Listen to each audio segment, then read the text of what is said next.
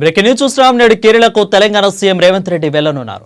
2 రోజుల పాటు ఆయన రాష్ట్రంలో పర్యటించనున్నారు. అక్కడ లోక్సభ ఎన్నికల ప్రచారంలో రేవంత్ రెడ్డి పాల్గొననున్నారు. ఈ నేపథ్యంలో నేడు రేవంత్ హైదరాబాద్ నుంచి కేరళకు బయలుదేరతారు.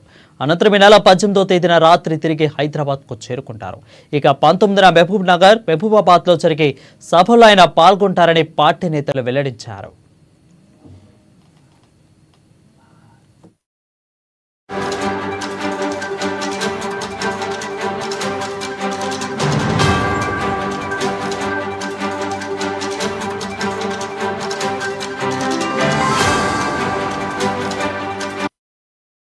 ఇక ముఖ్యమంత్రి రేవంత్ రెడ్డి చరిష్మాను తెలంగాణలోనే కాకుండా ఇతర రాష్ట్రాల్లోనూ ఉపయోగించుకునేందుకు కాంగ్రెస్ నాయకత్వం సిద్ధమైంది. ఇందులో భాగంగా పొరుగు రాష్ట్రాల్లో ఎంపిక చేసిన చోట ప్రచారానికి వెళ్లాలని ఆ పార్టీ అధినాయకత్వం ఆదేశించింది. ఈ మేరకు పక్క రాష్ట్రాలైన ఆంధ్రప్రదేశ్, కేరళ, తమిళనాడు, కర్ణాటక, మహారాష్ట్రలో పార్టీ అభ్యర్థులకు మద్దతుగా రేవంత్ రెడ్డి రంగంలోకి దిగనున్నారు. రాష్ట్ర పీసీసీ పగ్గాలు చేపట్టిన నాటి నుంచి ఆయనకు తెలంగాణతో పాటు ఇతర పొరుగు రాష్ట్రాల్లోనూ ఇమేజ్ భారీగా పెరిగింది. గత కర్ణాటక అసెంబ్లీ ఎన్నికల సమయంలోనూ తెలుగు మాట్లాడే ప్రాంతాల్లోనే విస్తృతంగా ప్రచారం నిర్వహించారు. ఇటీవల వైజాగ్లో ఏపీసీసీ నిర్వహించిన బహిరంగ సభకు కూడా రేవంత్ రెడ్డి హాజరు కాగా విశేష స్పందన లభించింది.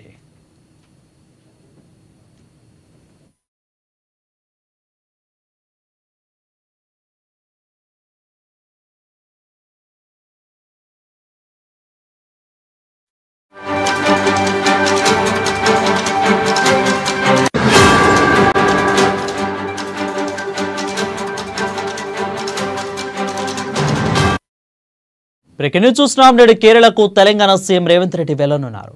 2 రోజుల పాటు ఆయన రాష్ట్రంలో పర్యటించనున్నారు. అక్కడ లోక్సభ ఎన్నికల ప్రచారంలో రేవంత్ రెడ్డి పాల్గొననున్నారు. ఈ నేపథ్యంలో నేడు రేవంత్ రెడ్డి హైదరాబాద్ నుంచి కేరళకు బయలుదేరతారు. దీనిపై మరింత సమాచారం మా ప్రతినిధి హరీష్ అందిస్తారు. హరీష్, చెప్పండి, అప్డేట్స్ ఏంటి?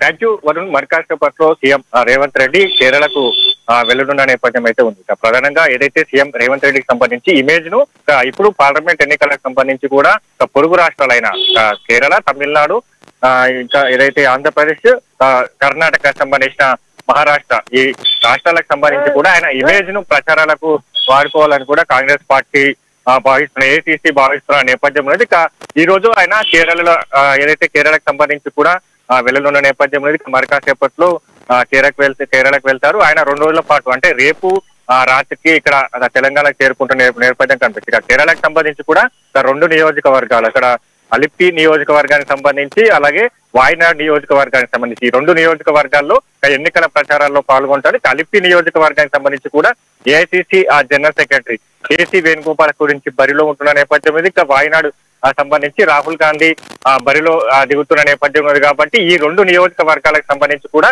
రేవంత్ రెడ్డి ప్రచార కార్యక్రమంలో సభల్లో ప్రచారానికి సంబంధించిన పాల్గొనే అవకాశం ఉంది. మరి ఇతర రాష్ట్రాలకు సంబంధించి ఇక్కడ మహారాష్ట్ర కావచ్చు, కర్ణాటక సంబంధించి ఆ రాష్ట్రాల్లో కూడా సీఎం రేవంత్ రెడ్డి ప్రచారాలను కూడా చేయాలని కూడా ఇప్పటికే ఏఐసీసీ సంబంధించి కూడా చెప్పిన నేపథ్యం కావచ్చు. ఈ కేరళ తర్వాత ఆయన రేపు రాత్రికి తెలంగాణకు వస్తారు.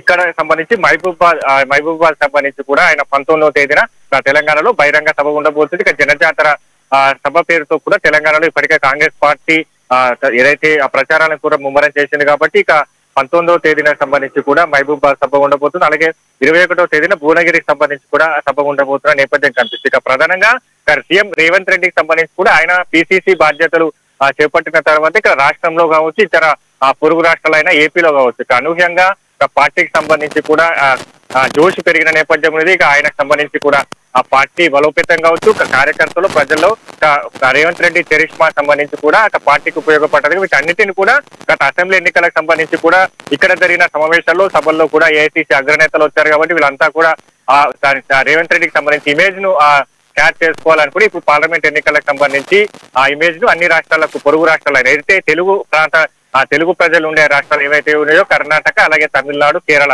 ఇలాంటి రాష్ట్రాల్లో కూడా తెలుగు ప్రజలు ఉంటారు కాబట్టి ఆ తెలుగు ప్రజలకు సంబంధించిన ఓటు బ్యాంకులు రాబట్టేందుకు ఇప్పుడు ఏఐసీసీ రేవంత్ రెడ్డికి సంబంధించిన ప్రచారాలను దింపే అవకాశం కనిపిస్తుంది. ఈ రోజు కేరళకు సంబంధించి కావచ్చు, మరికొన్ని రోజుల్లో కర్ణాటక, మహారాష్ట్రలకు సంబంధించిన రాష్ట్రాల్లో కూడా సీఎం రేవంత్ రెడ్డి ప్రచారాలు నిర్వహించే అవకాశం అయితే ఉంది. Thank you Harish for the updates.